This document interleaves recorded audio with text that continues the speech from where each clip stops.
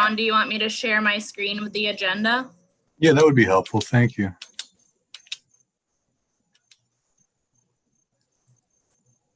John, do you want me to share my screen with the agenda? Yeah, that would be helpful. Thank you. Did that just...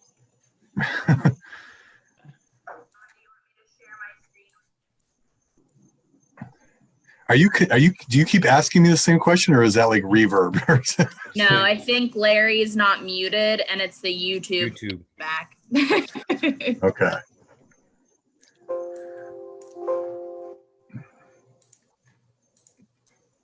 Yeah, I'm not hearing back from George. Okay, so we've got all of the committee here. So, okay, we'll call this meeting to order of the Planning Committee of the Common Council to order at 7:04 p.m.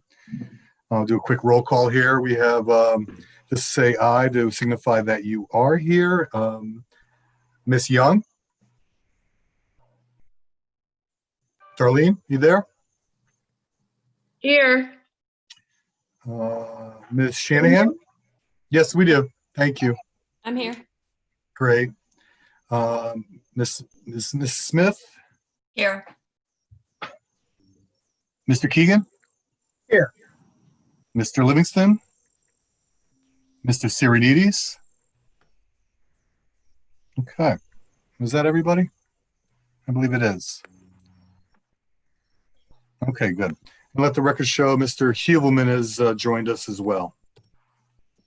Okay, and then we're going to open this up to public participation. Before we do it, if there's anyone on the line in regards to the East Norwalk TOD, I've spoken to staff, and we are going to still move forward with setting the public hearing, but the date of that meeting will now be changed to September 10th, taking into consideration the holidays and other prior commitments city staff and others have. So if that is the reason you are calling, because I know there was a few people out there that wanted us to postpone when the public hearing would take place, your voices have been heard, and we will now be moving that date to September 10th. All right, Sabrina, is there anyone on the line that's signed up for public participation? Yeah, actually, this is Larry. There are two people. Diane Laricella is the first one, and then Diane CC after her. All right, great. I mean, Diane, I'll leave that to you. Hello, can you hear me? Yes, we can. Okay. Good evening, everyone. This is Diane Laricella. And tonight I looked forward to speaking about some of the items on the agenda. The first, really just two, the main ones. The Solar for All campaign. I just wanted to say that I'm very much in favor of the council, this committee advancing it for consideration to the mayor and the full council. I have several friends who are in charge of their town's energy task forces, and one in Hamden particularly worked with this program and had a lot more success in getting the public, especially low and moderate income people, to get to understand why this could save them money, but also be good for the environment and reduce our carbon footprint. It started in Louisiana. The Posigen company is terrific. I really appreciate their model. And I also want to urge that it be well known that unfortunately this program is only available, of course, as it states in your documents today, Eversource customers. I'm going to be working to try to make sure that the legislature and PURA, which is the Public Utility Regulatory Agency, changes the law so that our two taxing districts, meaning third taxing district and second taxing district, are allowed in on this program, but it won't happen this year, of course. I think it's an amazing program, mainly because one of the best things is that Posigen will not even begin installing solar panels unless and until there is a home energy audit. That way we can seal up some of the leaks, and you may not need as many panels if you don't need to heat or cool your house as much. And that is something that is so important. I do want to say that it's really not the what. I'm very much in favor of that, but it's the how. I want to make sure that the public and those of us like myself who have special backgrounds, both professional and advocacy, are involved in this process as well. I offer my assistance when we're setting up this program. I know that we attempted in the past to do solar work. We had a solar challenge, but there was nothing for the public to fall back on. We did not install a solar campaign, which many towns around us have done. And that's where the public, the citizen, would actually have someone in their court that could help advise them on the kind of like the, there's so many acronyms and it's a complicated thing. And so it's always important to have as many knowledgeable, neutral parties. And I'm glad Green Bank is involved as well. I want to make sure that we have campaign partners, and there are so many that I think would be terrific for this program. The last thing I just wanted to say on sustainable CT, which is item B on the agenda, is again, I'm very much in favor of our city participating. The thing is that we had put in our application over a year ago, or almost a little more. I know that the staff has been busy, but again, I just want to stress, and I'm going to be advocating for this, is that we take this into the realm of a public-private team that will help advance not only the two items that are mentioned in Mr. Kleppin's letter, to gain points, but that we take a look and have a more holistic program that includes many different things for sustainability, because it will help our city save money, our citizens save money, and help the environment. So I thank you for letting me speak, and I look forward to listening to the program. Thank you. Thank you, Diane. Larry said we had Mrs. Cece on the call. Good evening. Can you hear me? Sure can. Good evening, everyone. I hope everybody's doing well. I was logged in time to hear Chairman Heidi's announce that due to request of, I'm assuming ENA board amongst others, that you have made a decision to amend the agenda and suggest the public hearing for the East Norwalk TOD to be moved to September 10th. Which is the following week, which was one of the dates that we had asked to be considered. For the record, my name is Diane Cece, and I'm speaking on behalf of the East Norwalk Neighborhood Association Board. So I'm pleased that you reconsidered that, and I just wanted to make a couple of points relevant to that date as we receive new information. And first preface this by saying 2 points to your committee.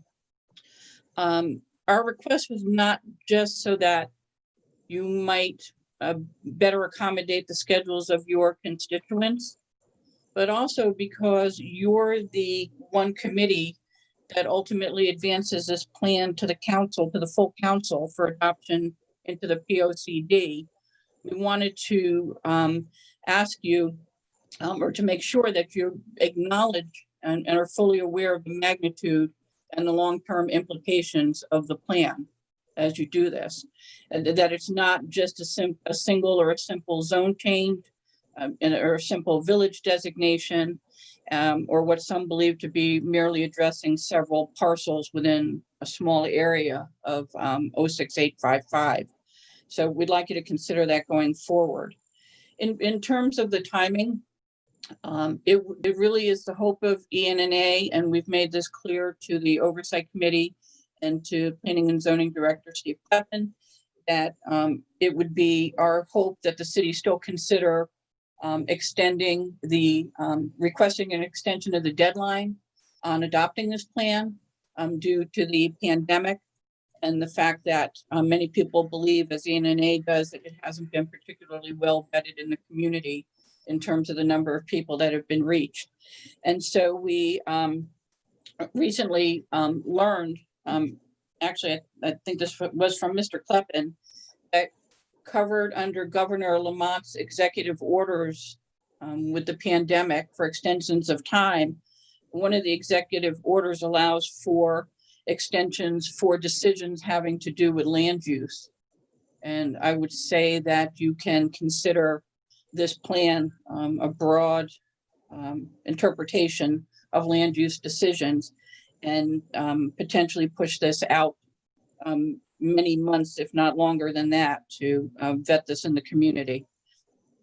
The other thing that I wanted to bring up is when we had suggested that you move from the 3rd to the 10th because of the holiday, and because you didn't, there wouldn't be a great amount of time between your hearing and the advancing to the Common Council the following Tuesday night. We hadn't considered then that the Norwalk Public Schools would be also making some changes, and we now understand that the start of the school year has been pushed out as well. So that'll be in the September 10th, we'll actually push it into the first week of the school system, which could be a burden on the parents in our community. Just something to consider. And then I did want to ask a question of the chairman then. When you are pushing this out to September 10th, then are you advancing it to the next council, which, if my calendar is right, it's September 22nd. And if that's the case, would you consider moving it out to the first council meeting in October instead, again, to give as much opportunity for the full council to do their own due diligence and perhaps research some of the public comment as well? Well, there have been discussions. I'm never a big fan of having a public hearing and action the same night. So to be decided. Okay, I appreciate. Okay. I appreciate that, whatever consideration you can give us there. Again, this is a plan that's going to impact East Norwalk relatively soon as it gets adopted. Mr. Kleppen, who's there, can tell you there are several developers in the wings awaiting approvals. And not just that it could, begin to make significant impacts soon, but they're going to impact our neighborhood for decades to come. And while you may see the plan overall from the depictions in the picture as being a small section of the community relative to all of East Norwalk, if you look at the plan relative to the core of East Norwalk, which is really already our village, it's the bulk of that area, and it impacts every gateway in and out of the area. And we think that that should be taken into serious consideration as you plan the hearings and you interact with the community. Thank you. Diane. Thank you. And thank you, Diane, for over almost 2 years you spent on the steering committee, and to all those dozens of people who attended the several workshops we've had and all the hard work that's been going into this. Larry, is there anyone that's signed up to speak? There's no one else. Okay, seeing no one, now we will close public participation and move on to council business. Let me just get the screen out of the way. Give me a moment, please. Okay. Actually, no, little cleanup to do here, and that's administration. That's item 1, is approval of the minutes of July 2nd, 2020's regular meeting. I'll keep this informal and just call for a vote. So if all in favor of approving the minutes from July 2nd, 2020, please signify by saying yes. Yes. Yes. Yes. All right. Opposed? Abstentions? Seeing none, the item passes unanimously. Okay, item 2, Solar for All campaign. I'll just read it and ask someone to move it, and that's item 1, advance to the Common Council for its consideration, the authorization of the Mayor Harry W. Rilling to execute an agreement with Posi Gen and the Connecticut Green Bank for the Solar for All campaign, and authorize their use of the Norwalk City logo on campaign-related promotional materials. So moved. Tom Keegan. Thank you, Mr. Keegan. Steve, I believe you'll be speaking to this item. Actually, Brian Baker will. I don't know if anybody's met Brian. I'll just give a quick intro. Brian has taken over kind of a new position within staff as land use planner. So he's kind of running the sustainable CT program.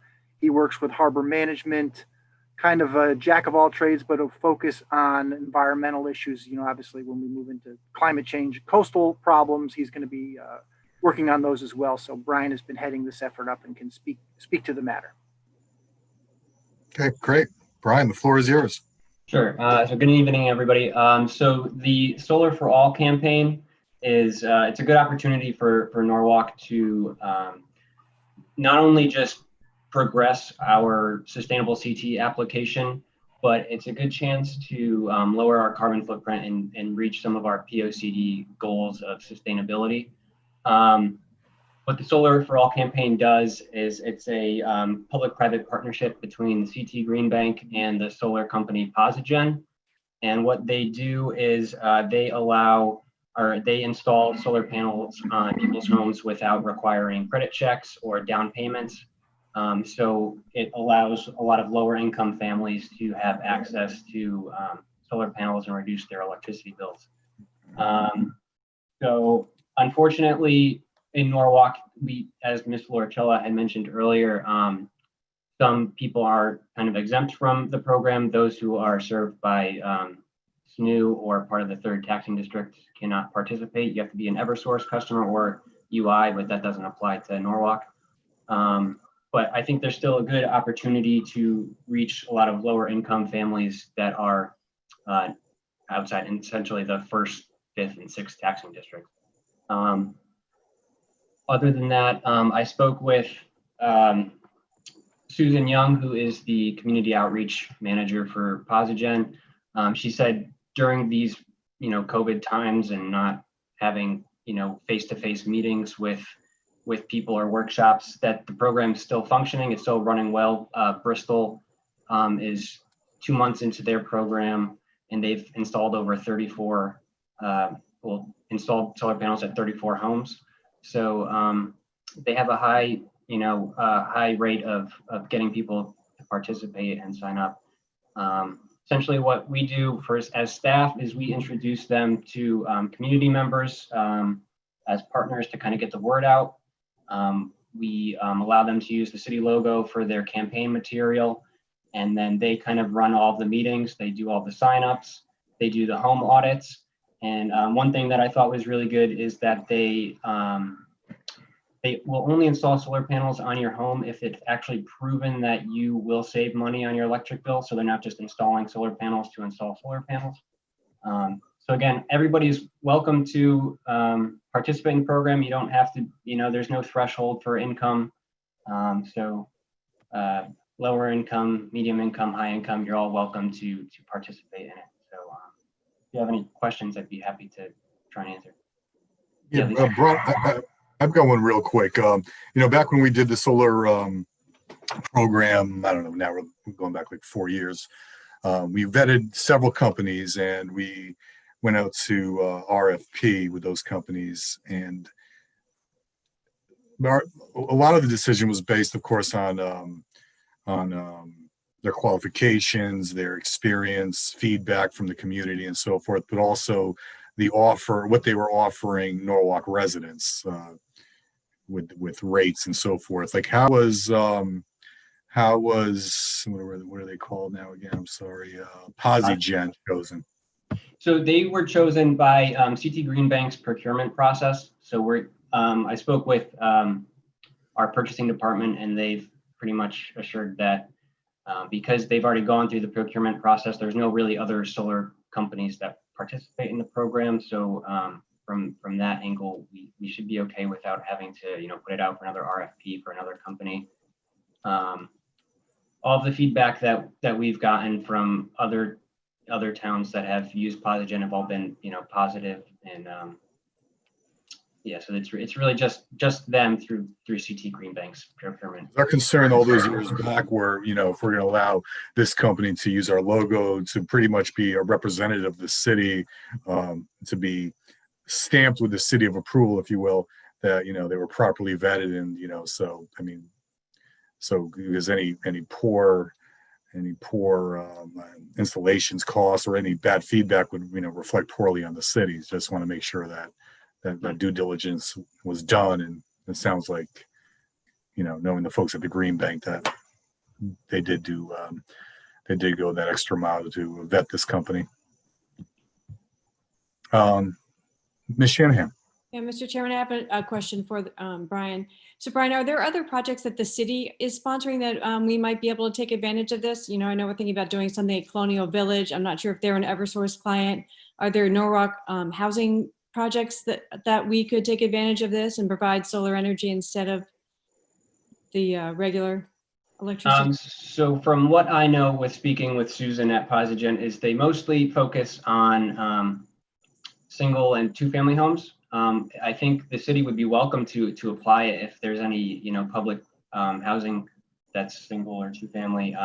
And then I can definitely reach out to her again and see pretty much how many units they kind of are willing to go for. I know multifamily was kind of, you know, she said townhouses aren't something that they, you know, kind of install solar panels on. So, But Colonial Village, I don't know if that would be available, but I think they do have single and duplexes involved, right? yeah, so they should be eligible as long as they're, first, fifth, or sixth taxing district. Great, thank you. You're welcome. Timeline on this campaign? So it takes about 5 months. And then what they do is they kind of check in with city staff once or twice a week to make sure everything's still kind of going forward. And then, you know, there's checkups between us, between them, between, you know, community leaders and whoever else is partnering with us. So the length of the program, I mean, you said 5 months is so we're saying, so this program will be in place for 5 months and then expires? Yeah, so after at that time is up? at the conclusion of 5 months, it's the program's over. You're, you know, if the 5 months expires, they're no longer offering the program to the residents. Okay, are they doing any promotions, well, obviously during COVID, events are maybe, you know, unable to do any events, but what kind of promotions are they going to do to get the word out? Yeah, so what they do is they like to use the city's, you know, obviously the city website. They like to use the city's social media. They have their own website that they refer people to. They've said other towns use their like their DPW billboards, the change, the letter changing signs to advertise on. And then what they actually do is if you prefer to do like an in-person meeting with somebody from Posigen, they will accommodate you. They'll actually drive to your house and they set up a little table in your front yard and they'll you know, wear face masks and whatever they have to do, and they'll talk one-on-one with people who prefer to do it that way. Has Green Bank allocated any funds to this? So I think how it is funded is when you pay your Eversource bill, a portion of your bill goes to CT Green Bank, which then allows the program to function. And you said they're going to be doing home energy assessments? Yeah, so they make sure that you're, you know, you're not going to be losing any energy. They'll do the blower tests and everything, check your windows and your doors to make sure you're not, you know, losing energy. Because all those years back, we were providing home energy assessments, and for every home energy assessment, a portion of that, a pretty substantial portion, would go back to the city and well, to a task force, and then we use that money to sponsor events, promotions, and things along those lines. I don't know if you guys looked into that at all, or if there's any, you know, funding that could, you know, be used for you know, promotions, exposure, so forth. Yeah. But, okay. Any other questions, Mr. Hewleman? Thank you, Mr. Chairman. A couple of questions. If Posigen comes out, does this puts the panels on a person's house? They own these panels, or Posigen owns the panels and continues to maintain them? Yeah, so it's a 20-year lease, so you're leasing the solar panels. So what I was quoted was for a 3.5 kilowatt system, which is kind of a small system for a small house. You'd pay about $50 a month for your lease. And then if in the event of that 20 years within that lease period, there's a roof issue, does Posigen take care of removal of the panels? Once the roof is then finished, work is done on the finishing the roof, does Posigen put the panels back in? Yeah, so they're entirely in charge of maintaining the panels. So yeah, any maintenance that needs to be done to the panels is all Posigen. So there's really no additional cost to the homeowner who qualifies under this program. Correct. Okay, thank you. You're welcome. Any other questions? All right, seeing none, I will now call for a vote. All in favor, say aye. Aye. Aye. Oh, actually, really quick, I just received a text from Darlene, Miss Young, that she's having some difficulty with her connectivity. Larry, I don't know if you can send her another invite if possible. Darlene, can you hear me? Yeah, I can hear you right now, and it's going in and out. And I just want to say quickly, it's saying that my email is not authorized. I'm not authorized to sign in. And so I'm on my phone and it keeps going in and out. Okay. So I All don't right, know. can you shoot me a text for some reason if you, I don't know, Larry, I don't know if you have any answers or your ability to help Darlene at this moment. Darlene, do you have another email address that I can send the invite to? I don't know if it matters about you're sending it to my council member at Gmail, and I'm trying to use my phone. I'm trying to get on my computer. I'm using all the information. It's telling me I'm not authorized to attend this meeting. Okay, let me, it's working right now on my phone. That's why I'm on my phone, but it's going in and out. you have another email address I can use. I guess, I don't know. Is dyoung@norwalk.ct? Do you have access to that? Yeah. I can try that. And, I say we call for a vote to get Darlene a full-time IT technician. I'd love that. And I really just wanted to be able to speak All to in you favor? about that. I. I didn't have this problem earlier. So I just wanted to jump in actually before this, because I didn't want to miss this, to just say that I feel like this project is a good project, but to say that that the emphasis was on low income families, to have not been able to include South Norwalk households is something that I think is a missed opportunity. But I think if we can look into that further to see how in the coming years, I think I heard Diane speak to that. If not this round, the next round, I think that's vital that the communities that we know are low income and those families have an opportunity to take advantage of this opportunity. Yeah, I've actually, Darlene, I made a map if I could share my screen to kind of show what areas would be eligible for it. Okay. If I can see it. Oh, that's right, yeah. Try. So the areas in the blue are all the areas in Norwalk that would be eligible to participate. I'm not seeing anything yet. Okay. So really, once you start getting down to more of the middle of Dr. Martin Luther King Boulevard is where the people are eligible. So you get some near Boughton Street, you get some up near Norwalk Hospital are good opportunities.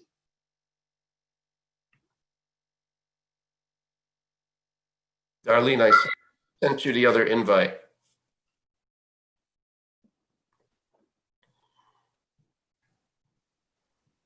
Well, there, Darlene. She's gone. Okay. Yeah. I think she just texted me. Oh, no, that's somebody else. Oh, the wonders of Zoom. Okay, so I guess we need to keep this ball rolling. So why don't we call for a vote?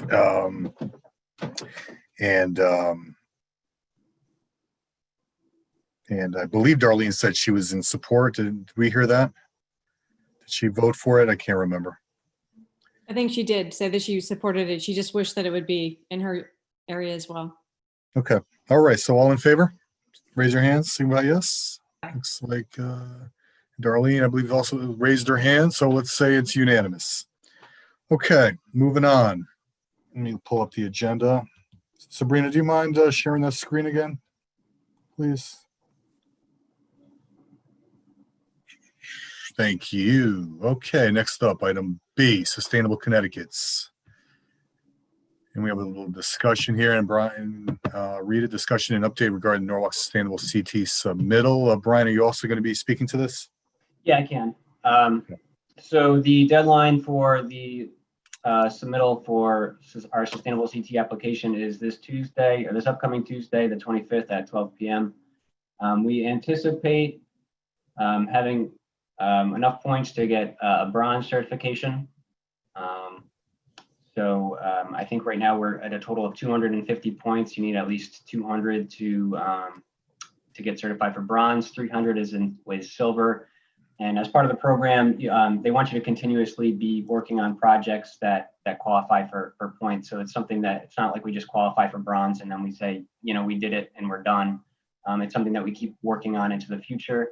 And then speaking with Sustainable CT staff, they are working on doing a gold certification. So, in the future, that's definitely our goal, is to become Sustainable CT certified in gold. And then, it's good PR for the city just to be able to say, we're certified by Sustainable CT, and we're continuing to take action to become a more sustainable community. Great. Any questions for Brian? No. Okay, pop the screen now. Well, Brian, I want to say thank you for your hard work on this. I mean, it was always my dream that the city would play more of a role in sustainability and solar programs and other earth-saving initiatives. And those opposing the application will have the opportunity to state their opposition for the record. In the case of an appeal, the zoning staff will have the opportunity to present their findings. Finally, after those against the application have spoken, the applicant, and only the applicant, will have the opportunity to rebut and respond to the issues raised. The hearing is then closed and the next application called. New applications will not normally be heard after 9:30 p.m.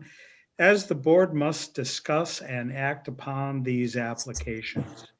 Please note that no further public input is accepted at that time.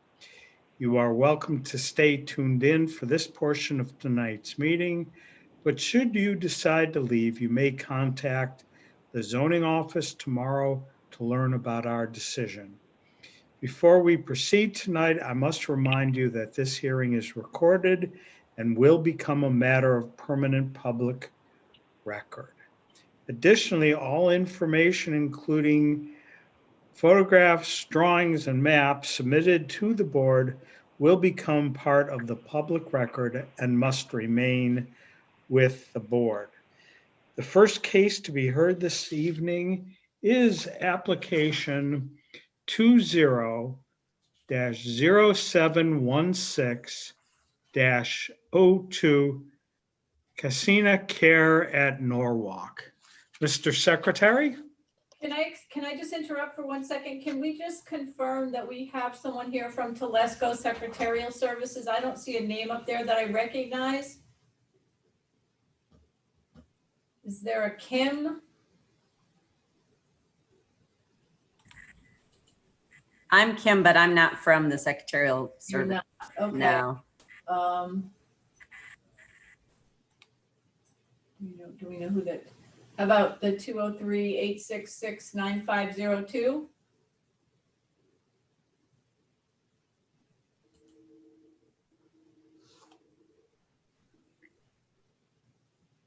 Okay. All right. Well, we'll go ahead without the secretary here, and we'll just take some good notes and make sure this is recorded. Michelle, do you know how to make sure it's recorded? It just records it normally? Okay. All right. Sorry for the interruption. Go ahead. That's quite all right. Mr. Secretary, would you read the report? You got it. The report. Yeah. Just to repeat the number. I apologize. 20-071602 Casina Care at Norwalk. Variances to reduce lot area coverage for proposed new parking lot expansion in D residence zone. currently 75% lot coverage for buildings and parking. 84% coverage proposed. And this section is 118-360C. Property is located at 23 Prospect Street, District 1, Block 19, Block 13B.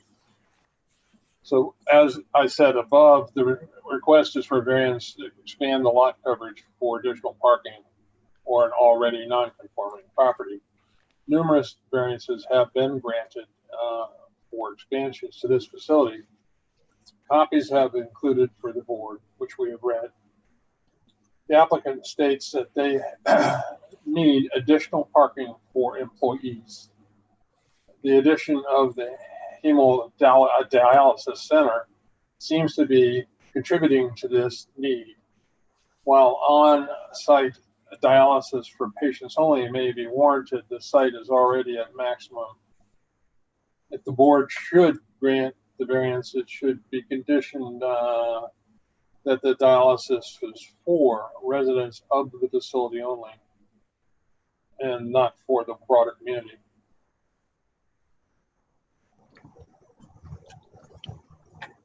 Okay. And Very good. Will the applicant please step forward and identify themselves? Hello, good evening, everyone. Can everyone hear me? Yes. Hi, good evening, everyone. My name is Jay Russell. I am the Executive Director for Crescent Care at Norwalk. I am joined today by my consulting architect, Mr. Ira Shilton. I want to thank everyone for being here today. And Mr. Chairman, thank you for holding this meeting. The reason why we are before you today is just as member Andy has stated, we're seeking variance to reduce our lot area coverage for our newly proposed parking lot. And Mr. Chairman, with your permission, we have a presentation that we would like to share with the board. Please. Go right ahead.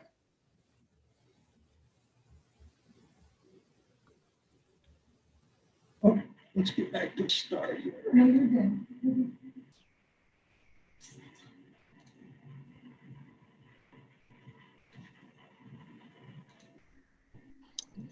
Okay, so welcome everybody. This is our presentation on behalf of Crescent Care at Norwalk. Again, the reason why we're here today is to confirm a continuance of the special permitted use and the pre-existing non-conforming setbacks, building height and size. And also we're seeking a variance for the nursing home required amount to the amount that's reasonably able to fit on site. Just a little bit about the presenters today will be myself, Jay Russell, and Ira Shilton, who works with Projects X. Ira, next slide, Do you mind please. going into presentation mode so it's a little bit larger on the screen, please? Absolutely. Thanks. Okay.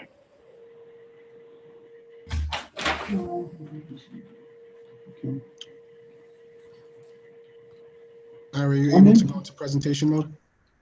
I am in presentation mode, is it not there? Just maybe go up to where the slideshow is. Okay. You might be sharing the wrong screen. I don't know if you got more than one monitor. Oh, yeah, I do have more than one monitor. Hold on a second. Yeah, just close it, swap the file, and then do it again. You should be fine. Thank you. Oh,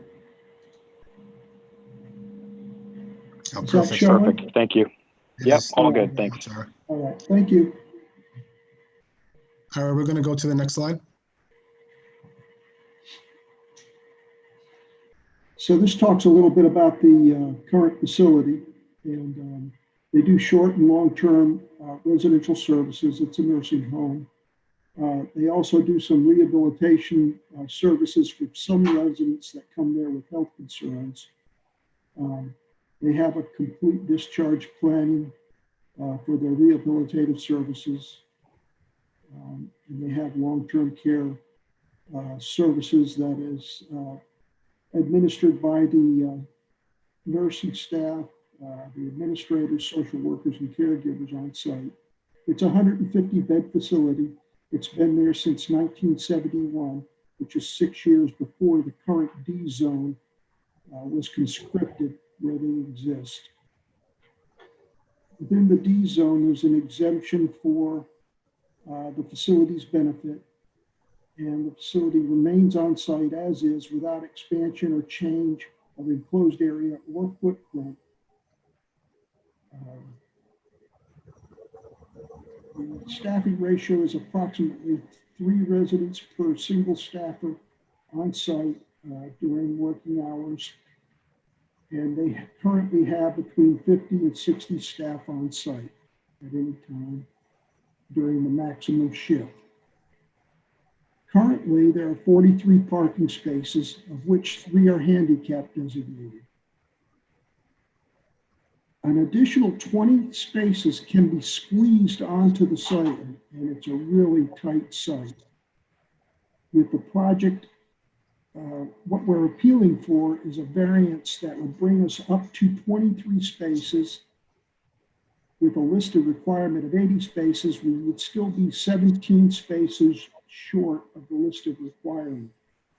For those of you familiar with Prospect Street, there is some congestion already on the street. We would hope this would leave some of the congestion.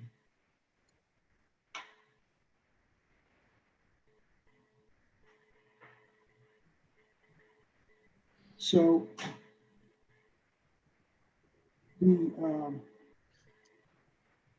the applicant, I think I just explained most of this.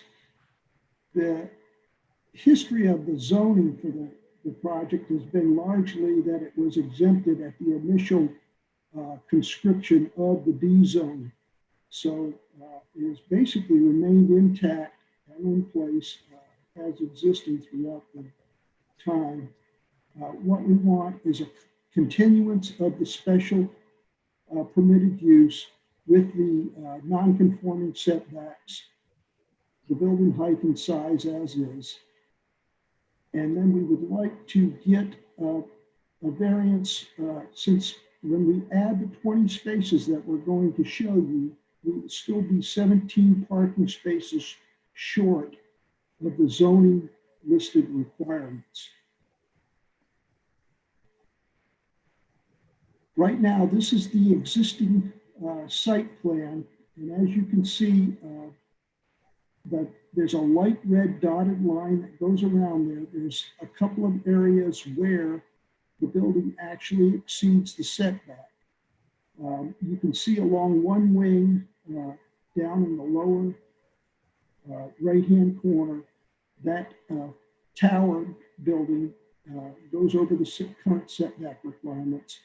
And then on the building that's closest to Prospect Avenue, that building sits about 4 to 5 feet below street level. And there is a white fence around it, screening it from street level, so you cannot see that wing. That's got a setback requirement that also infringes on the building. But like I said, the building is actually below grade at that point, even at the roof.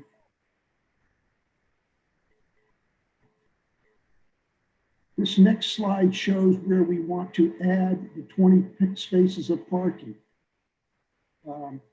Jay can confirm this, but we have an access and a stormwater sewage easement through our adjacent neighbor's property. And those easements were procured such that we can add 20 spaces to the rear of the building. The rear of the building would be at the top of the page where you're seeing blue parking spaces. The civil engineer that we are working with was able to fit 20 parking spaces there, and the access drive will go through our easement in the parking lot that is for the apartment residences behind us. I can give you a count on the next slide. So the way we calculated it is 150 beds, and the workers employed one time, 60 on site at any one time. So the required spaces came out to a total of 80 spaces. That is 1 per 3 beds of residents, so that's 50 spaces there. and half of all the staff has to have parking spaces. That gave us the 80 spaces. The existing standard, as I said earlier, is 40, including the with an additional 3 handicap spaces. That's 43. The proposed parking is 20 spaces. That gives us a total of 63 spaces. We're still 17 spaces short.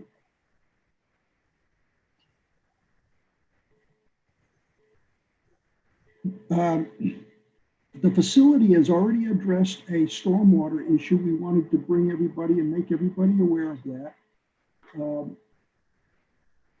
Jay, the administrator of the facility, procured the services of a responsible stormwater construction company, and they have reconstructed the site drainage. If you look in the bottom left-hand corner, there's 3 pink arrows that bring all the site drainage to a point where the where the parking lot's going to be, and then it's taken underground in an easement through that same apartment complex to Bedford Avenue. At Bedford Avenue, it is then connected to the system that is already in place. And just to speak a little bit about this, Ira, and we have, as Ira stated, our neighboring facilities have recently done their parking lot over, and it was a requirement for them by the town to also upgrade their sewage management system. So we had plans of presenting to the board as we're doing today, and we've made, we received recommendations that us also upgrading the stormwater management system while our neighbors were upgrading it at that time would be best. So we did install a stormwater management system that's up to code to the City of Norwalk's training manual. Thank you, Jay. So on this slide, all I'm showing is that we are in a flood zone X by the FEMA zone map, which is we're outside of both the 100-year and 500-year floodplain. We're down the street from the hospital. So I think in that regard, we're in very good shape also.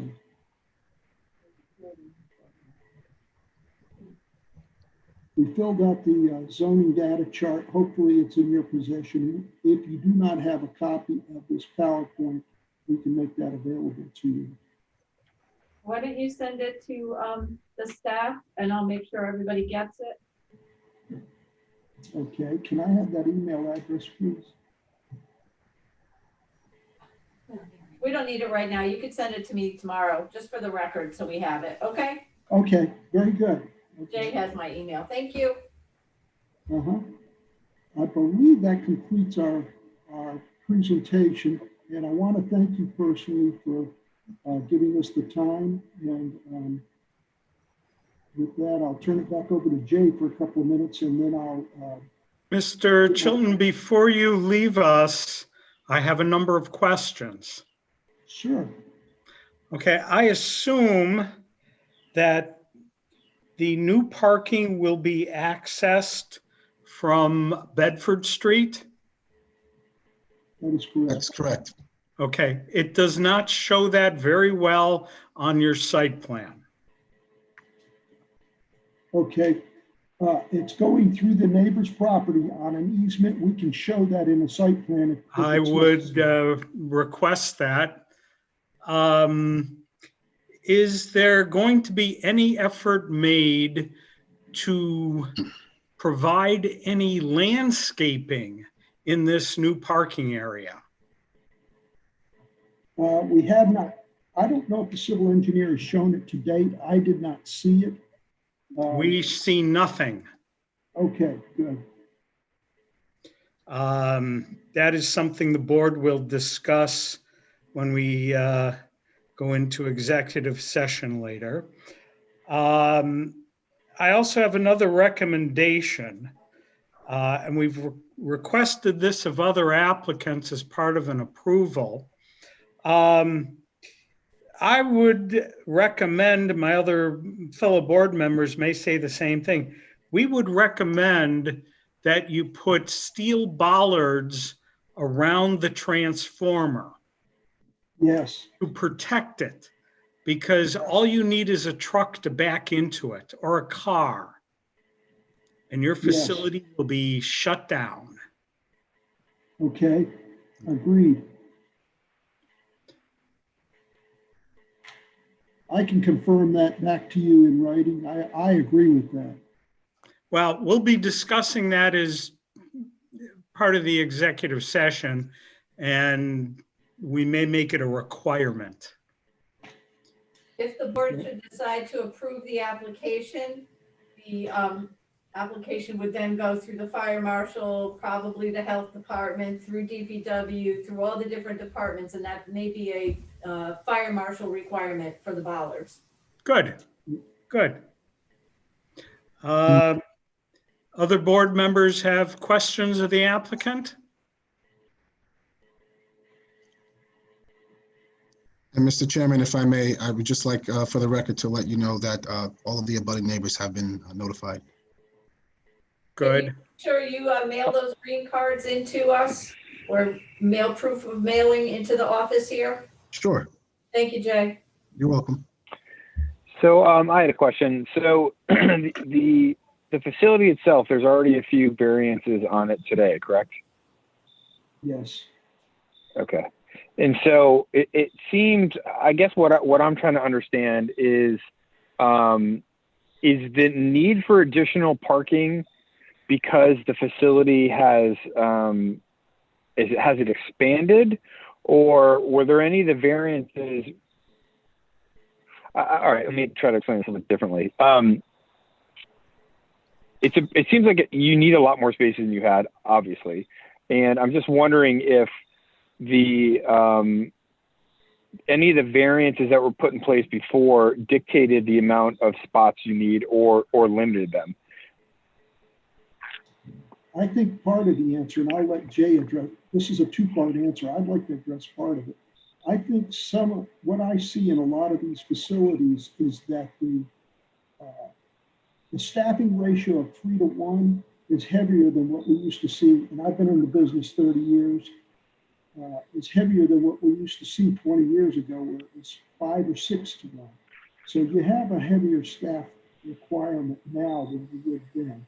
And a lot of that is just the way the codes have been administrated by the state health departments and whatnot over the years. So that's part of what's contributing to the congestion. Jay, do you have anything to answer? Another issue with the congestion is just the location and in relation to where it is being right next to the hospital. I know historically this building has been much larger than what it is. It was roughly over 200 beds in the past, and we've downsized since then. And before, there used to be shared parking with the hospital back in the day, but things have changed since then, and causing us to be in the condition where we are today. Okay, and then maybe Aileen, this is a question for you, but any of the variances that were on the property prior, was it to expand the footprint of at all? Meaning that, like, did they get a variance to build into part of the land that should have been for parking spaces? So meaning that we've actually created this problem by giving them a variance in the past, or is it something different? Now, there was a variance in 1982 for the rear yard setback to add 2 stories to the existing building and increase the coverage on, and it says to continue the operation of a healthcare facility not having the required parking spaces.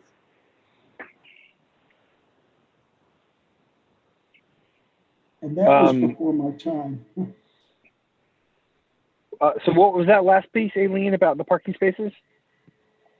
The 1982 variance allowed this 2-story addition and an increase in lot coverage to continue a healthcare facility not having the required parking. Okay. Got it. So basically, like, we allowed the expansion and didn't require them to add parking at the time. Is that what I'm hearing? That's correct. Okay. Got it. And I don't have any more questions. I'm sorry, there's numerous other variances before that. They go back to, oh my goodness. There's about 8 of them here. They start in 1960, and then there's one in 63, 64, 67, 69, 70, 71, another 71, and 1972.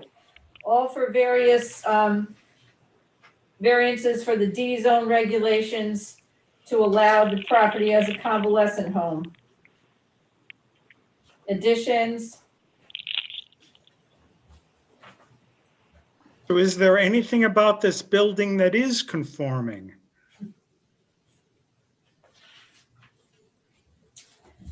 No, it's granted by variance. Okay. There is an addition of a new service, dialysis. And who's being served by that addition? So we petitioned to the state to open up a 15-chair hemodialysis center on our property, which was going to be on the west wing of the facility. Currently, we felt with the certain environment that we're in, that it would be best to provide this service to the residents of Norwalk. This is going to require us to have inpatient residents that are currently in our facility to be transported to and from. We have not decided whether or not we are going to do outpatient services as of yet. If we did decide to move in that direction, we would be looking to offer valet services to meet. That's not, just to be clear, that's not allowed under the regulations. Okay. You can only do dialysis for residents of that facility currently there, not even as outpatients. If you needed to have that service, then you would be required to get an amendment to the zoning regulations. I mean, essentially at that point in a D zone, you're running a commercial operation versus just a healthcare facility. So it's strictly for residents that are currently there. Got it. Okay. And if I may, how would, let's say it was granted this variance, how would it be policed? To stop, let's say it was just for the residents there, and then it opens up to, I mean, once it's granted, there's nothing the city can do. Is that correct? If it was open to the public for dialysis. Give them a notice of violation that they're in violation of the zoning regulations, sure.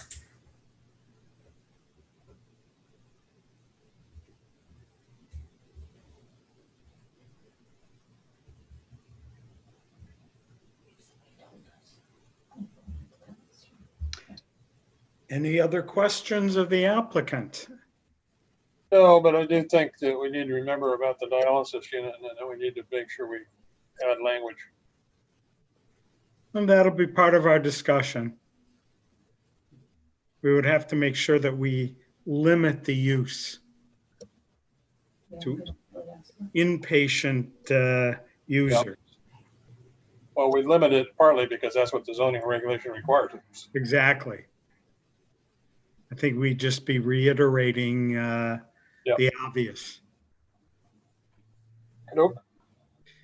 Okay. Is there anyone else participating in the meeting that wishes to speak in favor of this application? Mr. Chairman, we received a letter from 3 Bedford Avenue LLC. It's very brief. If you'd like, I'll read it. Please read it into the minutes. We are the property owner of 2, 14, 16, 18, and 20 Bedford Avenue. This letter expresses that we have no objection to the proposed variances for reduced lot area coverage and support the new parking lot expansion for the abutting property located at 23 Prospect Street, Cosenticare at Norwalk. We expect an increase in the size of the parking area for the facility will allow them to provide care to a greater number of patients without creating undue burden. Sincerely, 3 Bedford Avenue LLC, P.O. Box 692, Norwalk, Connecticut. Okay. Is there anyone else who wishes to speak on this matter in favor of the application? Well, hearing none, is there anyone who wishes to speak in opposition to this application?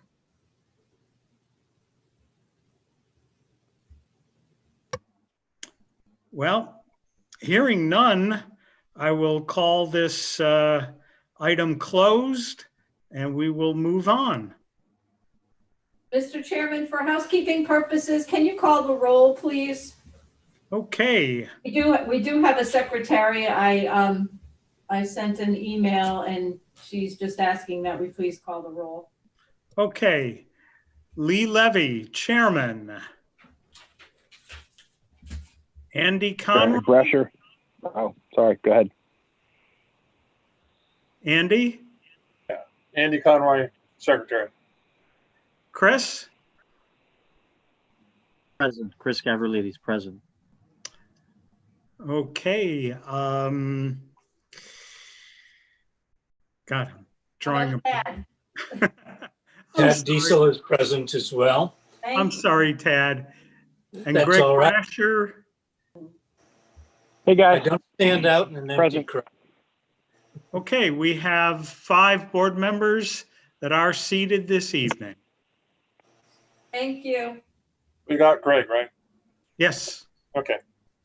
Okay, the next item on the agenda is 20-0220-03, Richard Gilhooly. Ready to go? Yes. Variance for after-the-fact expansion of a non-conforming single-family house within the front setback. 30 feet required, 13.7 existing. Section 118, 340C, in a B residence zone. Property is at 28 Adamson Street, District 3, Block 24, Lot 39. And the applicant is requesting a variance to legalize an expansion that was done as part of a 2018 permit, however, in contravention of the regulations. Background: the zoning permit was issued in September of 2018 for a second-story addition. As part of that renovation, the applicants expanded the existing front porch to make the building square. The work was never approved by staff and was not discovered until the final as-built was submitted. In addition, the applicants constructed a portico within the setback that was not permitted either. The application was originally scheduled for the February 2020 public hearing. However, the applicant failed to notify the abutters as needed. The scheduling of the public hearing has been further delayed by the applicant at his request. Staff analysis and findings. The new proposal includes the removal of the portico, and the entry will be inset into the building. The owner has made a substantial investment in the property and it is on the market. This, however, does not negate the need for compliance with the regulations. Perhaps the error by the investor can be attributed to a lack of knowledge and the understanding of nonconformities. The applicant has failed to make good argument for the zoning hardship. Failure to understand the regulations is not in itself a hardship. He has expanded the footprint into the setbacks in violation of the regulations. And you can call the applicant. Okay. Will the applicant can come forward and identify themselves? Good evening. My name is Oscar Ovalle. I'm representing Mr. Richard Gilhooly. And basically, as you already said, we are asking for a variance of 2.3 feet at the front yard. So can I share my screen? Sure. Okay. So basically, this is the original survey 2 years ago in 2018 before the addition of the house. So this 16 feet was the existing setback. So it was a non-conformity here. They wanted to create a second floor here on top of the front porch.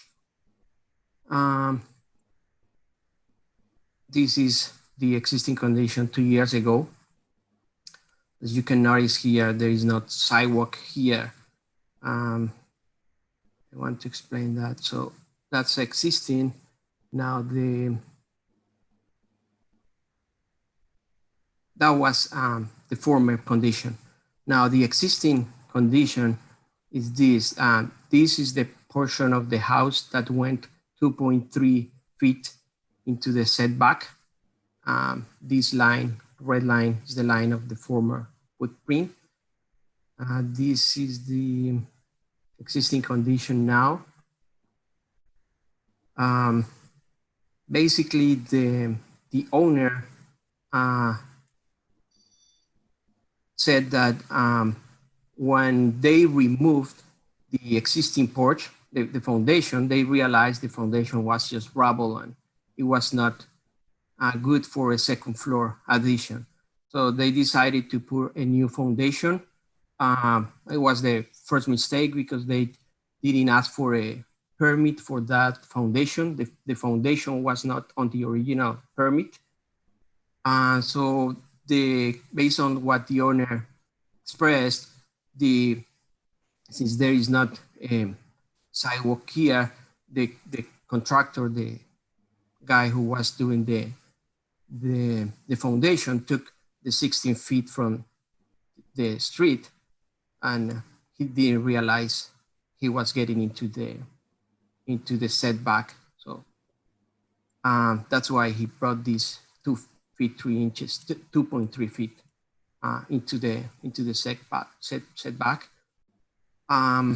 Now, what we are proposing, the owner understands that pushing these 2.3 feet will be a really huge expense for him.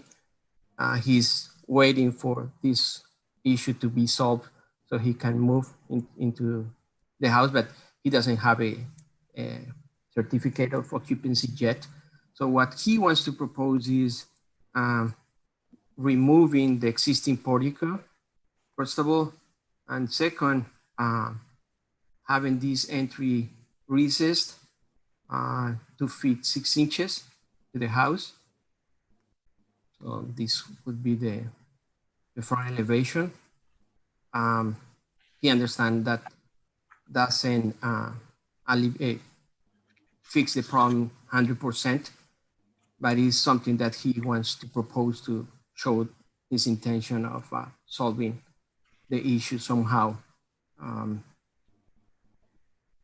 He has letters from the neighbors, support of the variance, and basically he knows they made a lot of mistakes here during the construction of this project. So basically this is the way he's proposing to remediate the issue. So basically that's all.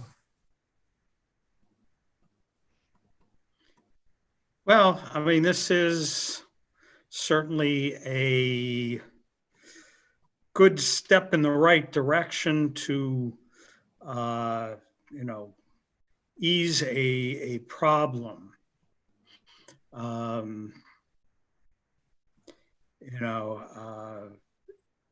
think there are some construction issues that will have to be addressed, but that's not something we need to deal with here.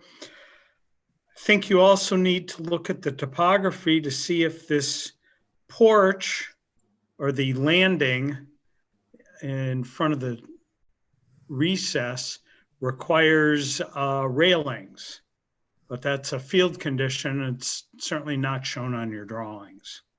So advise that be checked. Other than that, I I have really no other questions.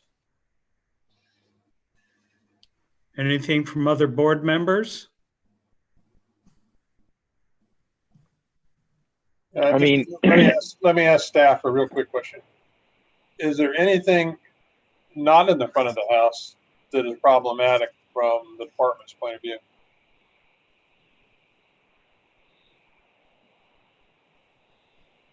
I would have to look at the plans again, but I believe that the only thing that is not in compliance, from what I recall, is just that expansion into the front setback. Okay. Thank you. My memory serves me right. The building from 2 years ago was actually extended on the left side and the right side by about a foot. Is that correct, Eileen? So we're looking at pretty much the same thing that we denied 2 years ago at this point. I mean, yes. right? There was indentations on every side of the house. That's right, what you're saying. So you're proposing that just the front portico is pushed back, recessed into the building, but that the left and right side of the building will remain the same. Yeah, moving. Yes, Chris, that's accurate.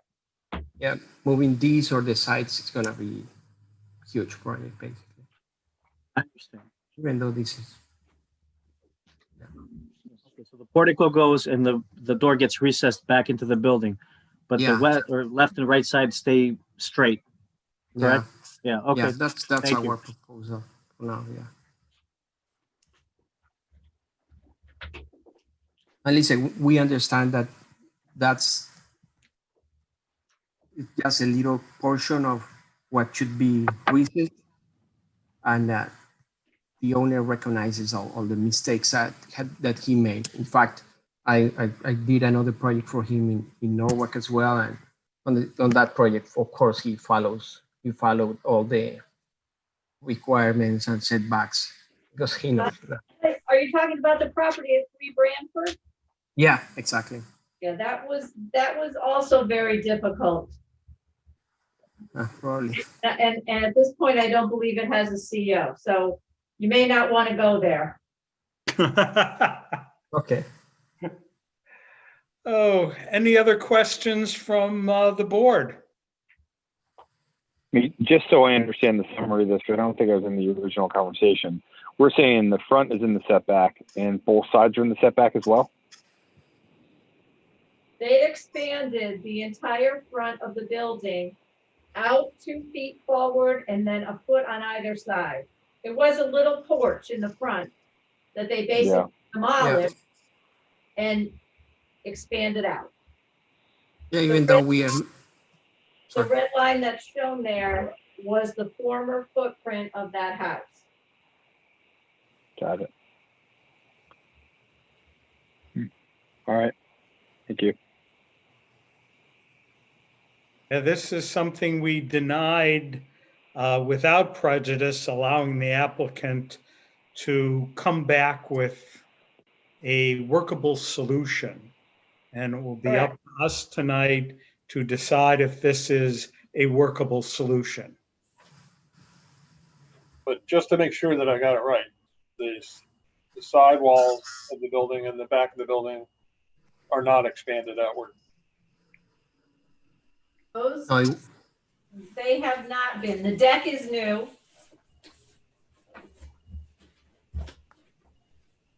Yeah, the deck on the back is there. But the house, the addition to the house was just done to the front. Yeah, I see it. All right.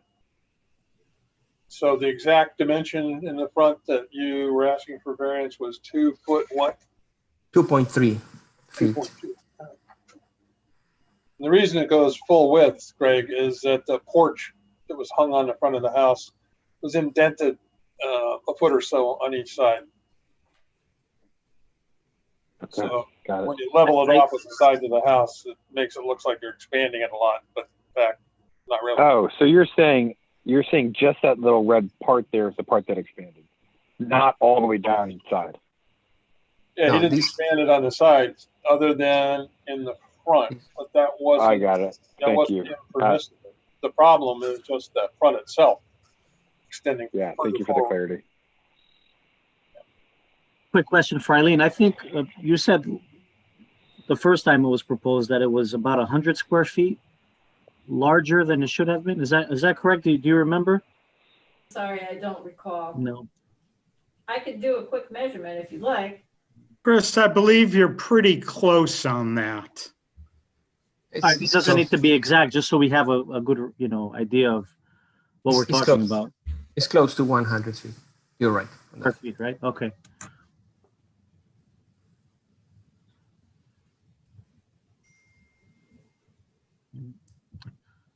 I don't have any more questions. Yeah, that's all for me.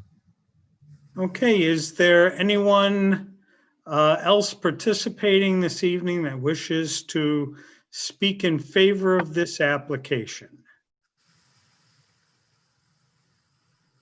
Okay, hearing none, is there anyone who wishes to speak against this application? Hearing none, I will close this application, and we will move on to our third application this evening. We are looking at item number 200820-01 10 Willard LLC FD Spin Willard LLC. Andy, you're up.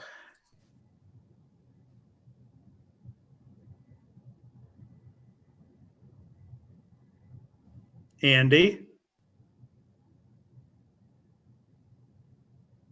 You're on mute, buddy.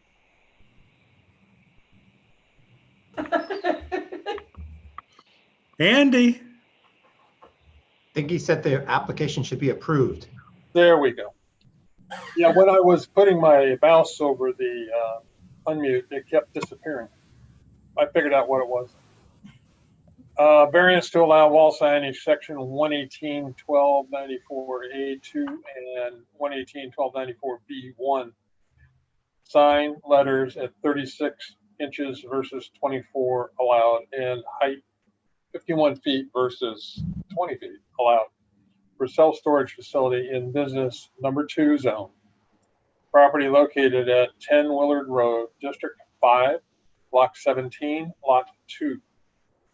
Applicant is requesting variances to allow 2 wall signs at proposed self-storage facility. Each sign is proposed higher and larger letters than regulations currently allow. The zoning commission approved the self-storage facility and the apartment complex on this 8-acre site.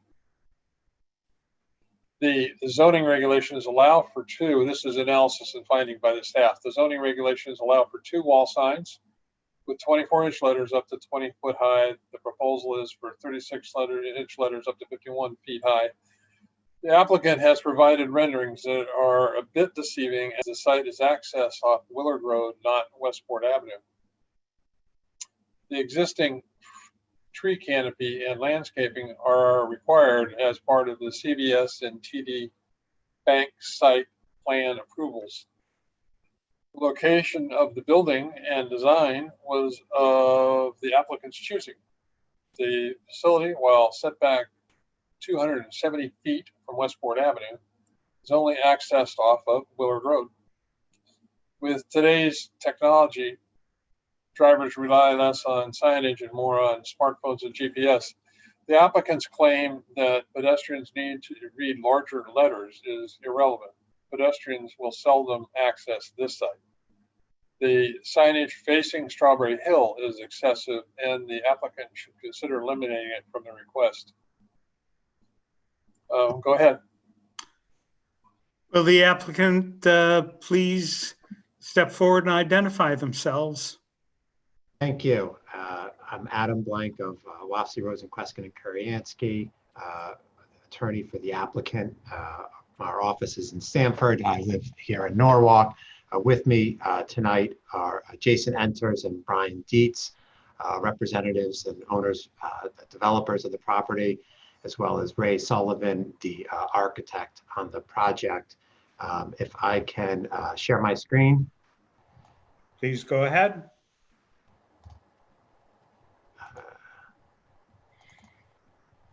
Okay, so just a quick overview on the site at 10 Willard Road. This is us here. The CVS, we're on Westport Avenue, is right here. This is CVS, TD Bank, iToros, and I think Blinds to Go, Petco, that little deli, or PetSmart, one or the other. There's a deli in there. You're probably all familiar with this stretch of Westport Avenue. The existing building on the site was the old Frontier maintenance and storage facility. My clients, the developers, are now closed. They either have closed or will be closing on the property this week. We've recently obtained zoning approvals to put an apartment complex on the rear portion of the site, and so apartment complex back here on the site with self-storage facility on the front portion of the site. The self-storage facility is, again, the whole building is set behind the strip mall on Westport Ave. So this is iToros here. You can just make out the top portion of the self-storage facility behind iToros. Different, slightly further along as you go on Westport Avenue, a little bit less of a view. As you kind of square up in front of TD Bank and the CVS, you can see this is the self-storage building just peeking out behind TD Bank. And what you may or may not be able to make out is right here, there's a little bit of white. That would be our permissible wall sign. So we are allowed a wall sign. It has to be 20 feet high, no higher, with lettering that's 2 feet tall. We're 270 feet set back from Westport Avenue. And again, as you see, predominantly behind a strip mall, making it impossible for anyone to see our site or to see any signage to know where we are located. So what we've like to do, this is the signage that would be permissible under the reg. We'd like to bump that sign up higher on the facade of the building so that it's actually visible from Westport Avenue, and increase the lettering height from 24 inches to 36 inches. Again, we're allowed 2 wall signs on this site. We're not asking for any additional wall signs. We just want the wall sign. The purpose of having these wall signs is so that pedestrians, motorists, and customers, potential and existing, can actually see and identify the site. That can't happen based upon the topography of the site and the location of it. And so we just want to have a sign that can be seen. We're not asking for I think over here on iToros, it's not shown as that electronic changeable copy sign. We're not asking for anything like that, nothing fancy, just a pretty standard wall sign facing Westport Avenue. There's a very substantial need for the self-storage facility to have that sign in order for them to be able to move forward with the project. We have asked for, and it is in front of you, a second variance for the wall sign that would face Strawberry Hill. That would be on the survey. That sign is located right here on the property. Based on the feedback from staff, we are willing to sort of give up on that wall sign, so long as we're able to at least have one sign that folks can see here on Westport Avenue and get the variance to allow the 36-inch lettering with the 51-foot height on this wall sign. But we need something that customers can see. Technically, it's a variance of 118.1294 subsections A2 and subsections B1 to increase the height and height of the sign and height of the lettering. If we don't have it, we anticipate that customers are not going to be able to easily locate us and be going back and forth on Westport Avenue, doing U-turns trying to find us. This is variances like the one that we're asking for have historically been granted by this board. Now, it's been on a case-by-case basis always, but there's a long history of similar requests being granted by this board. I want to go through some of those in just a couple of minutes. But I will say that, again, the topographic limitations on the property do render it unique to other similarly situated properties in the business 2 zone, making a variance appropriate. We've given you in the narrative that was submitted with our application the legal authority for that. I won't repeat that now. But our property, this site has the back of the property, and I should mention, as part of our approvals through zoning, and we went through zoning and planning and conservation commission, we've agreed to place a large portion of the site, about two plus acres of the site, into a conservation easement. And we're doing substantial upgrades for water quality and landscaping on the site. But this is residential back here and back this way, and making signage facing the back of the site or signage facing the apartment buildings sort of useless, or signage facing out this way towards Willard goes to nowhere. It serves no purpose.